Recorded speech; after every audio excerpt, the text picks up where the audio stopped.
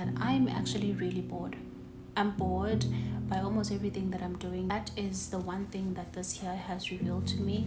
It's making me incredibly uncomfortable and I hate it. I hate the fact that I'm in this position. I cannot take doing the one thing over and over and over again. It will drive me insane if I continue down this route. That's the one thing that this year has taught me, and it has been a very brutal awakening, but it is a necessary one.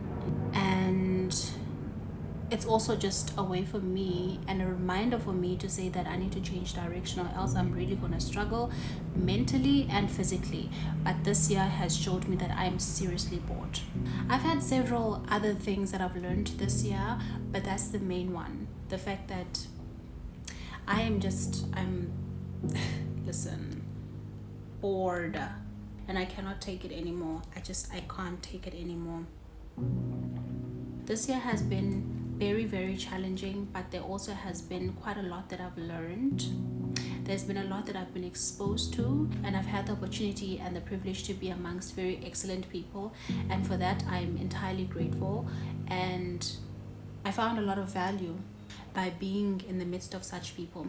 Another thing is the fact that I cannot take the fact that I have one stream of income. That alone is driving me insane. Okay, I cannot spend the rest of my life living from one check to the other check. I do not even want to engrave it in my brain that I'm receiving a check at this time of the month.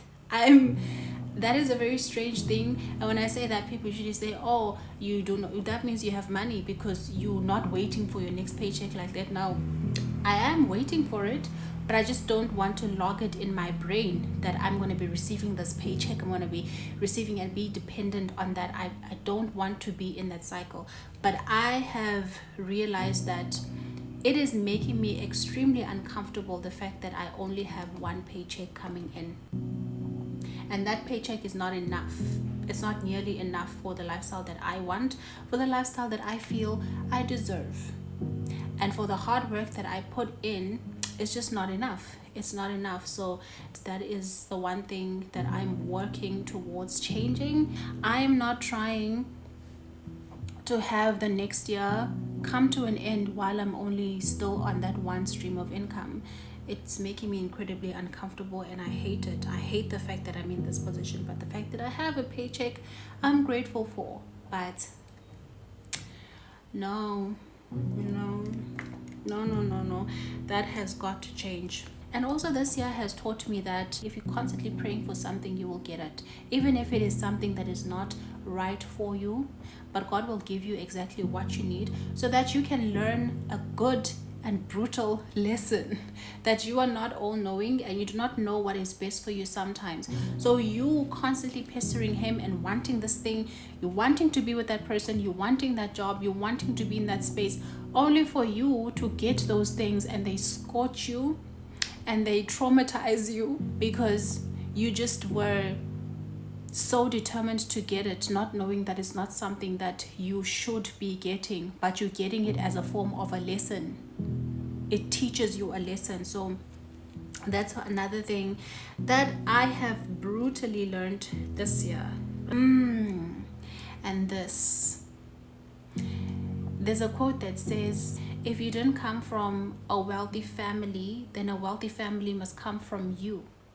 Now you're aspiring to have that wealthy family come from you, but while you're working towards that, just know that you are going to meet a couple of people who already come from that wealthy family. Do you see that family that you want to come from you?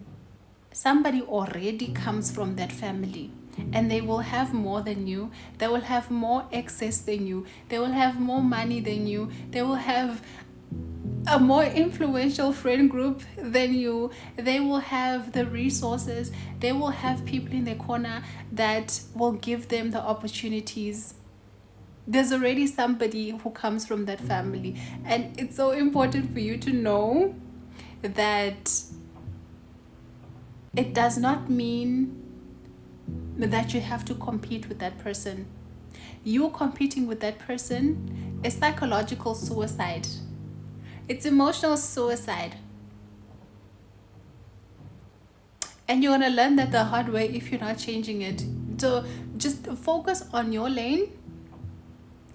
Do the best that you can with the resources that you have and the opportunities that come your way. Try your best to level up mentally, spiritually, academically, professionally. Try your best to level up. But you competing with a person who already comes from an established family, or already comes from a person who comes from real generational resources, it's pointless. Okay, it's not going to do you any good.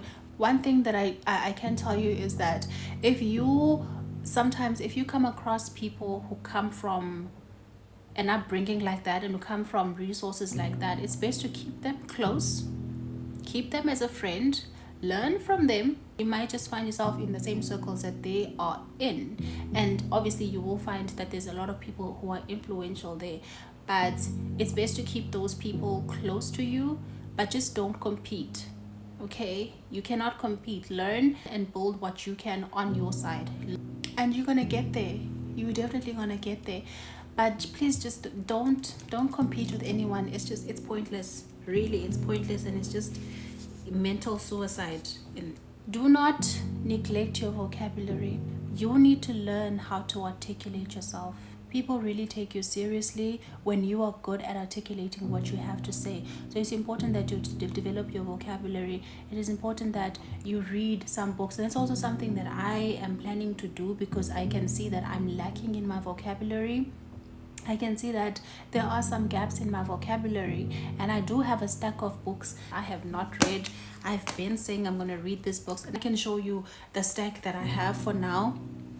I can just go through them so that you can see. But it is very important that you develop your vocabulary. It's really important. And there's a quote that I saw that said, once you open your mouth, you tell the people who you are.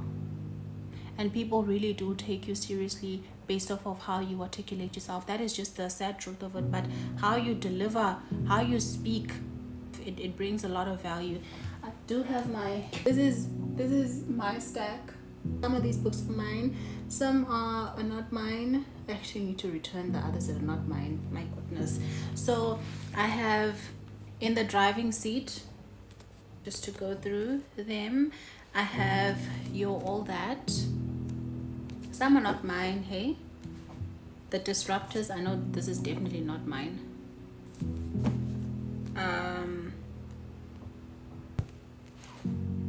And then I have Strawberry Lips. There's Lean In, there's The Great Run, and then there's this one. I actually love this book, Soar by Bishop T.D. Jakes. Absolutely love the book. This was a very brutal awakening for me this year. The fact that somebody is always willing to get offended. Somebody is always waiting to get offended. It's like they're waiting for you to say something and they'll get offended by it. Mind your mouth. If something has nothing to do with you, have a very limited opinion on it. If somebody wants to talk to you about something that they're going through, acknowledge what they are saying, but have very little in response to it. Be very neutral in your response to it, because you never know what toe you're going to step on, which string you're going to pull, and what words are going to come out of your mouth that are just going to offend the person and rub them up the wrong way. I don't understand how some people function. It's not for me to understand them, but it's for me to understand myself and to mind my mouth. That you can avoid any drama, any unnecessary drama. Really, just avoid it. And don't stay on a matter too long. If there's a disagreement of some sort, acknowledge it, apologize if you do have to apologize. Sometimes you won't even understand what you're apologizing for, but apologize and keep it moving. Really, do not stay on something too long. There's no value in it like that. I also really do believe in the saying, Etsy, if it will not matter 5 years from now, then don't spend a lot of energy on it. Just focus on something different. Don't try to have bad blood with people. Just keep it moving. I have also learned quite a lot in terms of what I actually want to do. There is some clarity or some slight revelation, let me put it like that, in terms of what I actually want to do. This year has revealed to me examples of what I do not want my life to look like. I know exactly what I do not want. And because I know what I do not want, I'm also getting the necessary guidance just to channel me in the right direction. I pray a lot. That's also the ultimate guide. I pray a lot.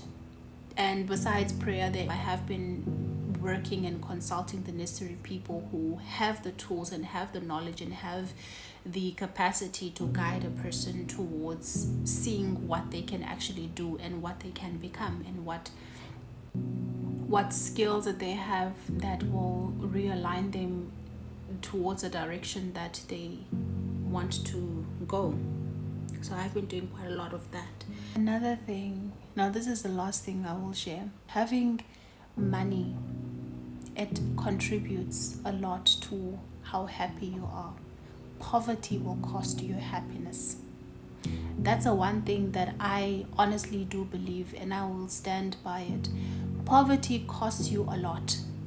Poverty will cost you happiness. It will cost you your mental clarity. It will cost you your spiritual well-being, because you're so frustrated. You're not thinking about anything else but getting money. You're struggling. Your family is struggling. A lot of areas of you are impacted by the fact that you do not have money.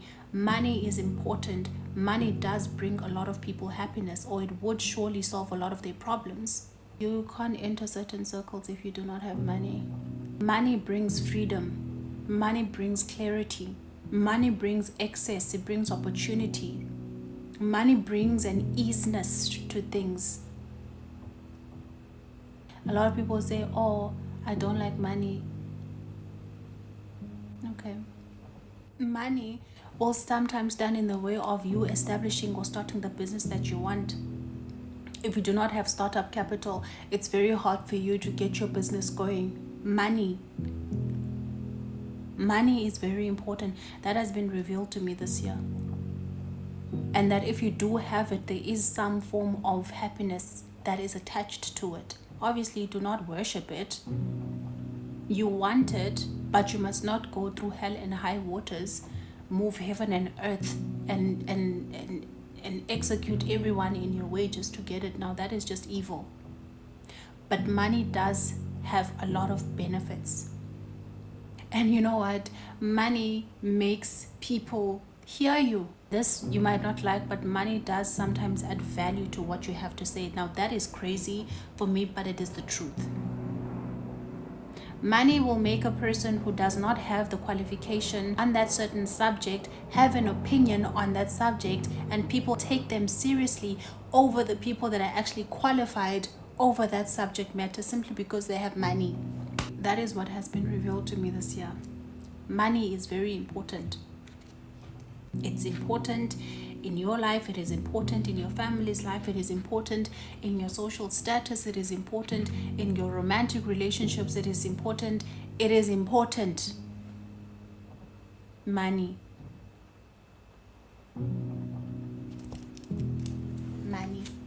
So that's all that I have to share for today.